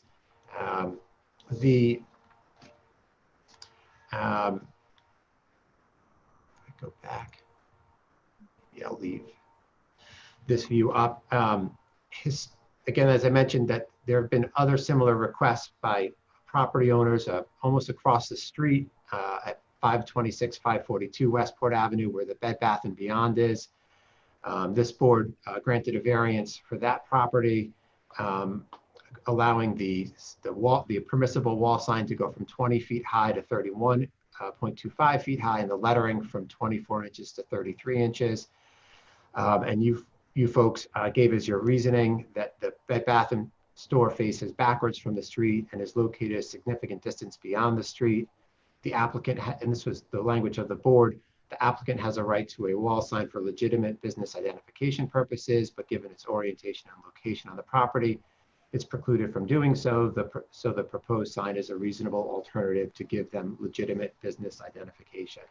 And of course, Bed Bath & Beyond moved into that site knowing that that was the space that they were going to occupy, knowing that the site was, that they were set back in that odd corner in the back end of the site. Similarly, 33 Fair Street, which is, I think, a great example, this board granted a variance for those folks. That was a self-storage facility, and the permissible wall sign faced a residential neighborhood, and therefore they sought to change the wall sign to a different side of the facility, increase the height from 20 feet to 53 feet, and increase the lettering from 24 inches to 30 inches because the sign that they wanted that did not face the residential neighborhood was going to face Route 7 and would serve no purpose at 20 feet high because it wouldn't be visible to anybody. Again, this board granted that variance request, finding the rationale being that the applicant demonstrated the hardship in this instance. As a business, it's allowed signage for identification purposes. Similarly, the Walmart on Connecticut Avenue was granted a variance by this board, allowing their wall sign to be higher than 20 feet. Rationale from the board was that the distance from Connecticut Avenue and the configuration of the building warranted the higher sign heightage. So it was increased in height. Similarly, the Costco on Connecticut Avenue, this board granted them a variance to allow that sign to be placed higher and larger than the regs permit, based on the rationale, the distance from Connecticut Avenue and the configuration of the building itself. Similarly, the PetSmart on Connecticut Avenue, this board granted them a variance, finding a hardship in the design of the building in the way that it was laid out to allow the sign to be faced higher with larger lettering. The wall is, again, another wall sign higher and larger lettering than the regs permit. The Lowe's on Connecticut Avenue, also wall sign variance granted by this board based upon the grade change on the property and the distance from the Lowe's store to Connecticut Avenue. The Toys R Us on Connecticut Avenue, this board granted a variance for those folks for a wall sign placed higher up on that building and then the regs permit. And that was considered a hardship due to the configuration of the lot. 20 Glover Ave, also that's Merritt Rivers. Again, this board granted them additional wall signs, larger signs, and higher signs, given the scale of the development, types of uses, and topography of the site, and to allow folks to be able to identify the site without impacting traffic. The Stop and Shop on Main Avenue at 380 Main Avenue, we've given them a number of variances. One of those variances was to allow them to go from their 2 permitted wall signs to 11 signs, increasing the letter size for those wall signs because of the rebranding of the company and the distance between Connecticut or Main Ave and the Stop and Shop. That same plaza, the Total Wine, this board granted them a sign variance to increase the wall sign for the lettering size and the height of the sign because of, quote, hardship would be that the other properties in the plaza are in a similar situation, have larger signs. A smaller sign would be detrimental and a hardship to the property. Down the street from us, there's that Wendy's on 163 Westport Avenue. You folks granted a variance for them as well for a wall sign, allowing it to be higher than allowed in the regs, finding a hardship because of the elevation on the property in relation to Westport Avenue. Finally, at Stu Leonard's, also at 55 Westport Avenue, this board granted a number of variances on that property. Of note, I'll just bring up, they have at least one for wall sign lettering, allowing higher lettering and higher wall signs than permissible under the regs, all for similar rationale than we're asking for. And again, on all of these ones that I've just listed off for you, those are all projects that were either a new construction or a new owner or a new tenant coming in, recognizing that the regulations intend to allow for a wall sign so that the businesses can be identified. But there are those instances where the properties are so far set off of the main road, or there's the grade change, or there's trees or a strip mall in front of them, making the permissible wall signs useless, absent a variance for height and lettering. And that's sort of, we see that as being no different from our situation. And for the self-storage user, it's a very real significant need that they have a wall sign that will be visible from Westport Avenue. So again, we'd hope that you would allow us to, we'll take one if that's all that we can get, because that's what we really need. We need at least one wall sign up to 51 feet high with 36-inch lettering facing Westport Avenue to allow the development to proceed. It's a substantial need and a substantial hardship based on the topography of the site. We think it's a modest request. It fits with the surrounding area and otherwise complies with the zoning standards. We ask that you approve the variance. We do have Ray Sullivan here, the architect, as well as the property owners.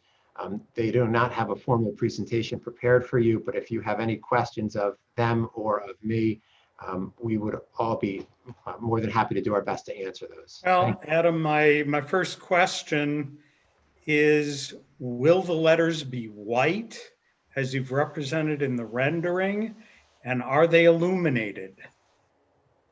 Jason, can you unmute if they let you and maybe speak to that?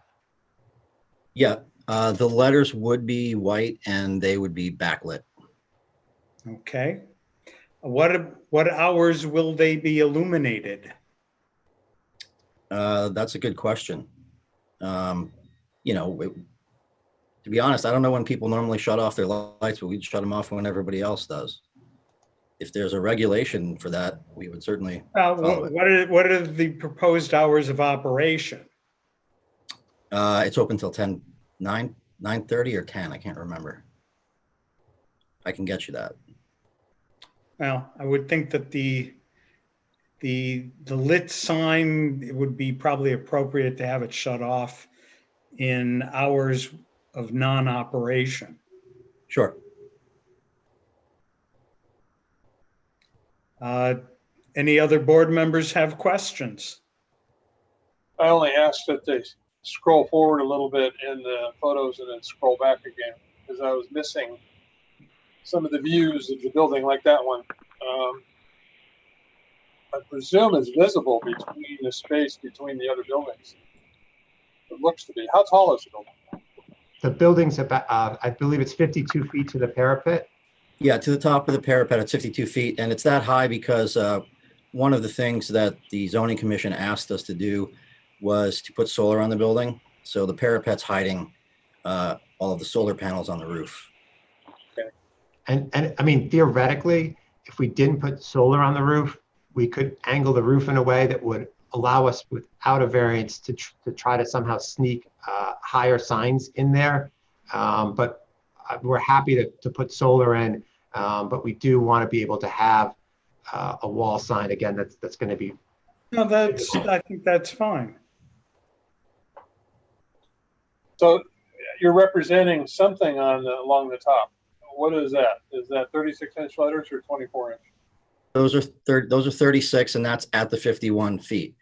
And of note, if Adam scrolls through these views, there are places where you actually, when it's at 51 feet, like here, you won't actually see the entire sign. So there's a slot where you will see it. That's that was when it was at. That's when it's at 20 feet. You can't see it at all, and that's 20 feet. From the driveway view where you got a good look at it. But... Yeah, exactly. Okay. And that was the original reason why we were asking for the west side as well. Yeah, that's the view I was looking for right there. Yeah.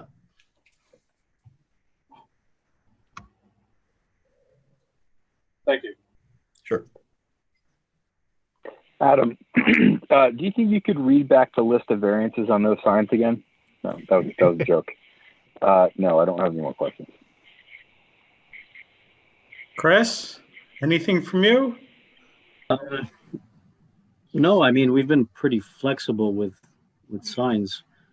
I mean, Adam said 7 or 8. I wasn't on the board when all these were approved, but even the Marriott Hotel a couple of years ago, when it was the first time I was on the board, I think that's similar to this in some sense. And I didn't mention, you guys did approve within the last, I don't know, 4 months.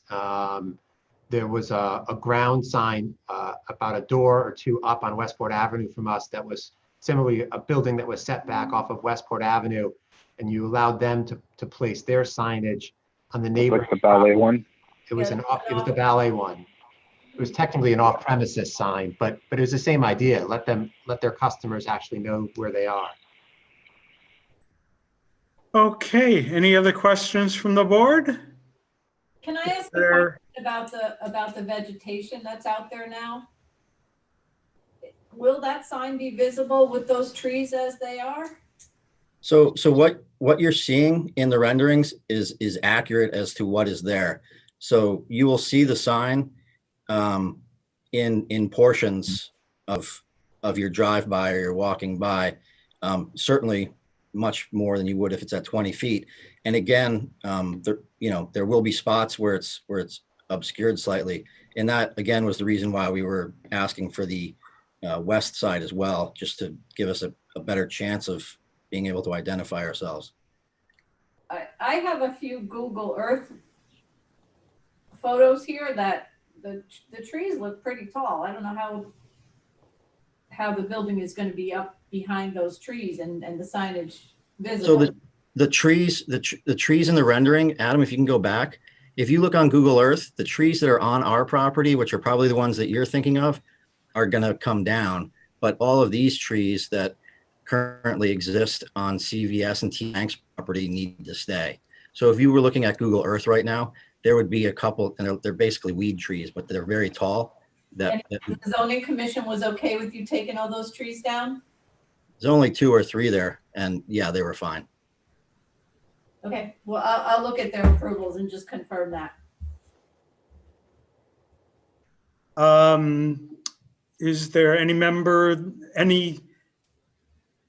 the public that wishes to speak in favor of this application? Is there any member of the public that wishes to speak in opposition of this project? Well, I hear nobody coming forward, and I will close this item. And we will go into executive session and discuss these projects. Executive session? I don't think so. Oh, no. Technical term? Real technical, legal. Legal, okay. We'll go into discussion Good. on these items, and we'll do them in reverse order. We'll start with 200820-01, 10 Willard. Comments from the board on this? Yeah. Well, Who wants to start? I'm happy to. I don't It seems have a like we've been pretty.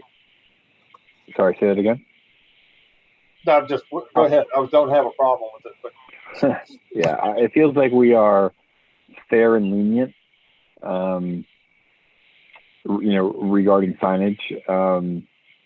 I feel like I'm okay with the sign in the front. I'd love to get everyone's opinion on the other one. I know that Lee, you had mentioned before about like turning the sign off at a certain time of night. I'm not sure that makes sense. I'm sure there's plenty of other businesses on the main road there that have signs that are lit up and are not business, because it's an advertisement whether you are open or not. So I'm happy to entertain that, but I feel like that would be the only sign in that neighborhood that has to be turned off at a certain time, unless I'm mistaken.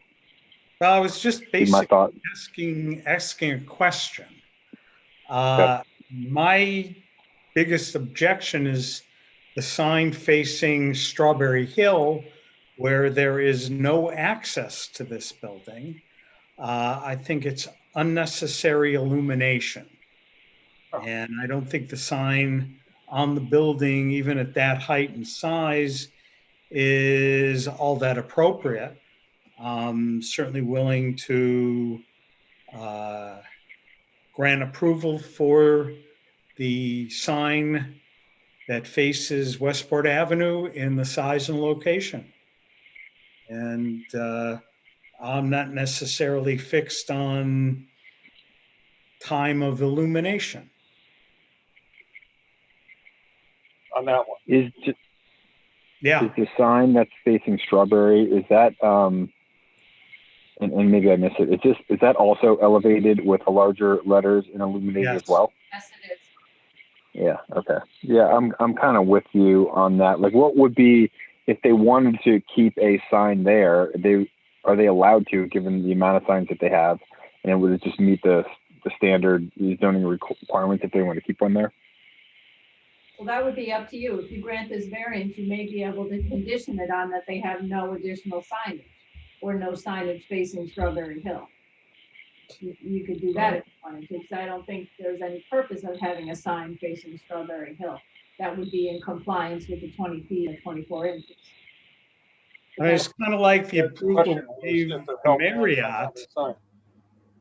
If they're hell-bent on having a sign on Strawberry Hill, could they live with the parameters 24 inches, 20 feet high? That's up to you. If you want to give them both signs, you can certainly do that. But if you're giving them the big sign, you can ask for the concession that they don't have an additional sign facing Strawberry Hill. I don't see the need for the sign on Strawberry Hill. I'm willing to grant them the larger letters and 51 feet facing Westport Avenue.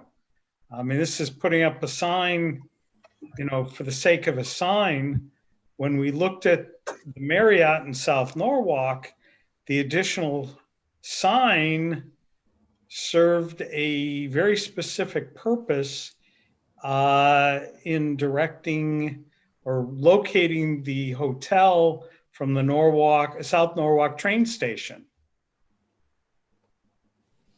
As does the Doubletree sign as you approach Darien. Exactly. No, I agree with Yeah. that. I just, if they wanted to spend their money on a sign that I don't think they need, then I don't have a real problem with that. But I don't want it to be outside the zoning regulation. The one that I think should be outside the zoning regulation, inconsistent with all our other decisions, is that single sign facing into Westport Avenue. Chris and Tad, what do you guys think? You're on mute, Tad. Thank you. So I think the sign facing Route 1 makes all the sense in the world in terms of granting the variance. Frankly, I don't know that signage gets anybody any place anymore. You know, if you're going to look for a location, you're probably going to use some technology to get there. But I can see the need or the desire from the standpoint of just public awareness to put the sign so the people on Route 1 can see it driving by.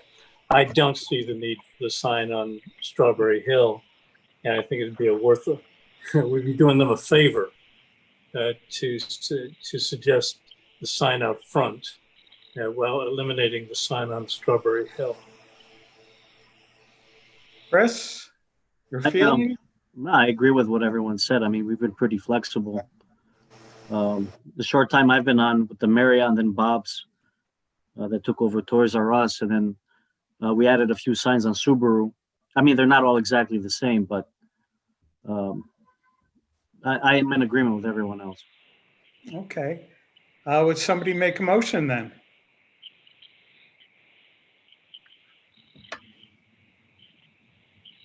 Go for it, Chris. I make a motion that we approve this sign facing Westport Avenue with the 36-inch letters and 41-foot height. 51. 51-foot height, yeah. And I'll add to that we do not permit signage on the side of the building facing Strawberry Hill.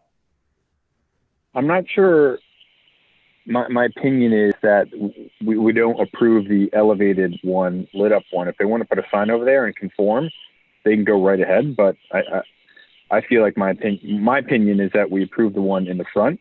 And if they want to put one on the side there and it conforms, like, that's fine. I would disagree with you. It's probably a waste of money, and I agree with Lee in terms of its marketing sense. But also, if it conforms, I don't have any reason for them not to do it.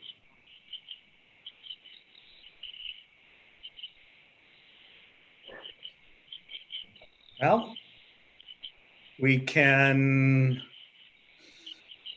Should we make a motion? That sign in there. Somebody needs to second that motion as stated. Do we need to restate it without the contingency? Yes. Chris, you want to go again? Go ahead, Greg. I mean, you added the second part of that, so I'm in agreement with you, so I'll second it. Maybe I'll just state the motion again. I'm sorry, can I just second Chris's, or do we need to restate it? Do you want me to restate it? Can I get you guys to wait 1 second? Just pause for a minute. Tad, sure. Where are you on the second sign? If it's permissible, 20 feet, 24 inches, and they can have it within the zoning regulation as it stands, and they want to waste their money putting it there, do you have a problem with it being there? No, I have no strong feelings about that. Okay. So I'd be willing to absolutely go along if it's the, right. if the motion says put up the sign that conforms, I'm good with that too. Yeah, okay, no problem. So I'm not going for another huge sign there, but a conforming sign would be okay. I just wouldn't think that they'd want to spend their money on it.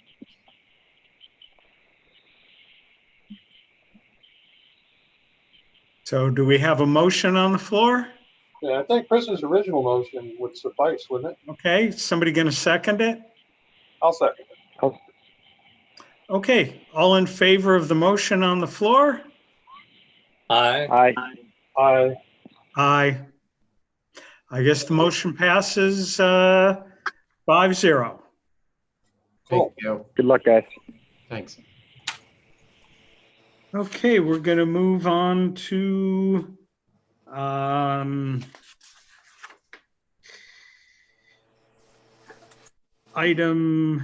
20-0220-03, Richard Gilhooly, 28 Amundsen Street. Yeah. Well, I think they've made an effort to comply. And I don't have a big issue with it at this point. Yeah, I don't feel hell bent to make them tear the front of the building down. I can live with it as is. Anyone else want to weigh in? Yeah, well, I don't have a real strong opinion. Let me just say, I mean, I was intrigued by the history of this. And apparently this is the second time this person has been before this board. Correct. Yes. And this is the solution. Well, so my opinion is that the proposed solution is as little as they could offer and still convince the board that they're making a significant change. I thought the change was almost tiny compared to the errors that they made in building the thing. That's a very good point, Tad. I'm kind of torn on this because nothing has really changed since 2 years ago. I mean, it's pretty much we're looking at the same thing, it's just that the entrance is going to be pushed back a couple feet. So, I mean, the punishment should fit the crime, I guess. And I don't want the gentleman to tear down a building, but at the same time, what has changed in 2 years? Not much. So I'm kind of torn on this one. You know, and I don't even know if we're supposed to be considering this, but I was disappointed to hear that this isn't the only building challenge that we have. And, you know, we probably shouldn't pull it into it, but like, is this a systemic problem with this particular developer that, you know, bending the rules, operating by their own rules? I'm unsure. It's a little bit of a concern for me that, you know, we allow this. I mean, if I read the documents, like no survey was done until the whole thing was completed. I don't know.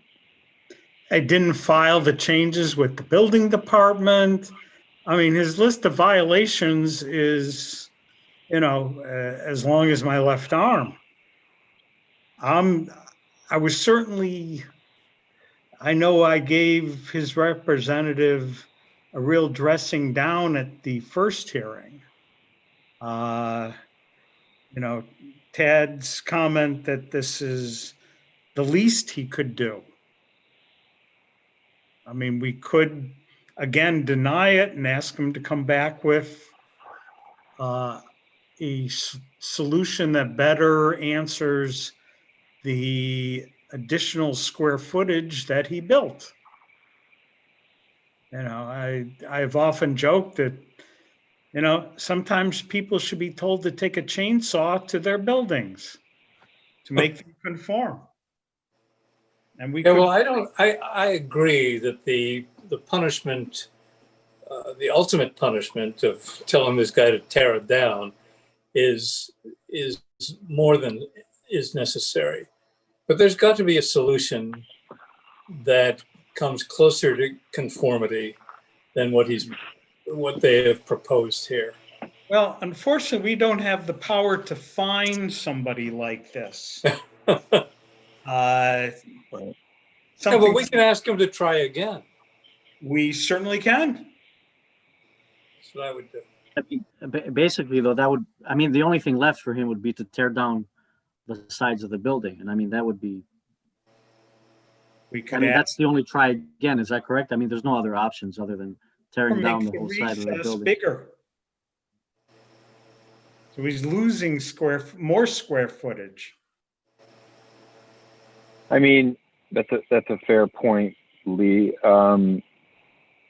Should we make the ingress equivalent to the amount of square feet? We can't make it, but suggest that the ingress match the amount of square feet that is in violation. I don't know how big that would be, but we can ask that. I mean, right now, the area that he's giving up is about 17 square feet, 18 square feet. He is in violation, I mean, in terms of square footage, substantially more. So we could just deny him and tell him to come back with a solution that is more appropriate in terms of the violation. I see Andy over there thinking, how you feeling? Greg, you were mentioning you had a worry that the developer has a habit of doing this. Do we have other instances with this developer doing it? If Aileen's a lot of during the hearing, that he's doing another project that is nearing completion, and they have yet to call for a zoning inspection. No, they have called for a zoning inspection. They're not in compliance on that one either. All right, I'm going along with let's make the pain greater. How do we want to state this? But he can read the minutes. The minutes would reflect at least the concept of pushing the entrance further back. Actually, wider. But that but there's a rejection as what they've offered is too little. You'll see it. Fine. Ted, would you like to make a motion on this? I move we reject the application. Without prejudice? Is that the correct wording? Yes. Yes. Yes, without prejudice. It has to do with him paying, Eileen, or just the timing? No, he'd have to make a whole new application. And then you have to look at it and make a determination whether it's significant enough that you want to hear that.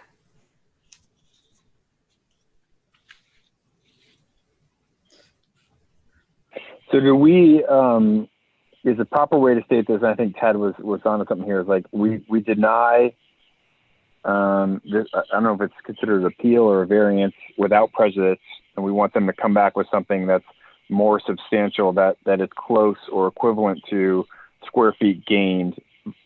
The square feet gained should be taken into account with I guess it's the egress of, or I don't know, there's something like neutralizing the space gained with how they're addressing the particular challenge with the egress of the front door. You can deny it without prejudice, period, and then they read into it based on your conversation here what you're looking for. Sure. Ted, you want to go for it again? I move that we deny the application without prejudice. I'll second it. All those in favor? Aye. Aye. The board votes 5-0 to deny the application without prejudice. I believe that the owner's representative is still on, so I'm sure I hope he's listening and is understanding what you're looking for, but they can certainly talk to us next week, talk to the staff, and we can relay the information. They can just go to the YouTube link, right? Sure. Okay, Great. moving on to item 20-0716-02, Casena Care at Norwalk.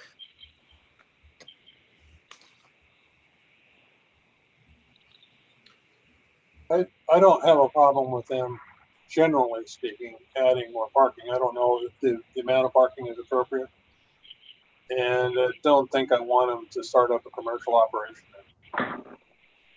I definitely don't want it to go beyond their current care of the patients and, bar outside public from using their facility without being an in-house patient. What bothers me, excuse me, while I see, should have hit the mute button. I'm disturbed by the lack of green space. This is going to be a sea of building and asphalt. And God bless you. The applicant introduce trees and bushes, if not in the parking area, elsewhere on the site, to alleviate that apparent hard surface area. I think they also, and it'll be probably comments from other departments, protect the transformer with steel bollards. Yep. And the site plan needs to specifically show and indicate the ingress and egress to this parking area from Bedford Street. I had no freaking idea when I was looking at the drawing and even on my site visit how they were going to get there. So I think we make those recommendations, and I'm good with that. I think they're beginning to outgrow their facility. Yep. So the recommendation is the planting and the, what was the second one you said, Lee? Bollards around the transformer. Yep. And the third one was indicating ingress, egress to the park. Yes. And that it be current patients only. Right. Residents of the facility, not, because patients can be outpatients as well. So it would have to be residents of the facility. Okay. Yeah, if we say that though, we should say in conformance with current zoning regulations. Yep. Add that phrase in. I think most of these spots are for the people that work there, right? And say there's like 60 people on staff. These spots are for. Yeah. Right. Yeah. Well, I'll make a motion that we request the applicant to work with staff to provide as much landscaping, trees and bushes as can be handled on the site, along with bollards protecting the transformer and indication on the site plan that ingress and egress is through the adjoining property on Bedford Street. And the addition of dialysis services is limited to in-house patients and not commercial services as per current zoning regulation. I mean, can we limit someone's business? Not allowed in a D zone. Say that again. Not allowed in a D zone. Not allowed in a D resident zone. It would be operating a commercial business if they took in outside patients. Right. So then we don't need to state that. Well, we don't need to Do we? state it, but if we do state it, we should say it's in it as a result of current zoning regulations. So it doesn't look like we're creating our own rules. I agree with Andy's statement. I think this day and The age. property usage within the, good, Lee, I think you were going to say it. Go ahead. I think we need to state that because in this day and age, we need to, dot our I's and cross our T's, because somebody, if we don't say it, will try to say, well, you never said that. Therefore, we told you. Yeah. I mean, we could say it a little bit differently, saying, we grant this as long as it's within the current commercial use of dezoning. Non-commercial use. There is Non-commercial use, sorry. Use in D zone. I think they might get cute with commercial use. I think requiring it to be in-house patients only being serviced with the dialysis unit is a smart phrase to stick in there. Yeah, I agree with Andy and Lee. I think we need to be careful how we word this, and it needs to be strong. Because I think Mr. Russell already mentioned valeting cars. So we don't want to get into that. So That's the point that I want to make, that they made in their application the statement that they wanted to be open to the Norwalk community. So I think you need to reiterate to them and in your resolution that this is not open to anyone other than the residents of the existing facility. Okay, so we got most of agreement. I've been on the facility. It's a mess. So I agree with Eileen. So we have a motion that we could vote on, or Lee made the motion. you don't have to say it again. I think we know what it is. Thank you. Someone seconded it? I'll second Lee's. Greg, let's settle Greg first, because Greg was the one who objected. Are you okay with going along with what we proposed now? Yeah, I'm okay with going along with it. Okay. Good. And we've got a second. Second. All in favor of the motion? Aye. Aye. Aye. Fantastic. 5-0, the board approves with modifications. And I will, we have minutes to approve. Has everyone read through the minutes? Yep. I have no objection to the minutes. I found no problems with it. Yeah, I breezed through them. I did not look at them carefully, but for what I read, it was fine. In agreement. Yeah, I'm okay with them. Okay, do we have a motion to accept the minutes of our July meeting? So moved. I'll second it. All in favor? Aye. Aye. Aye. Aye. Aye. Okay. Board votes to accept the minutes of the July meeting, 5-0. And would somebody make a motion to close the meeting? I move that we adjourn. I will second that. All in favor? Aye. Aye. Aye. Thank you, Aileen. Very good. Hey, quick Thank question. you, everybody. Great night. When are we Night, going to see everybody. that tire place again?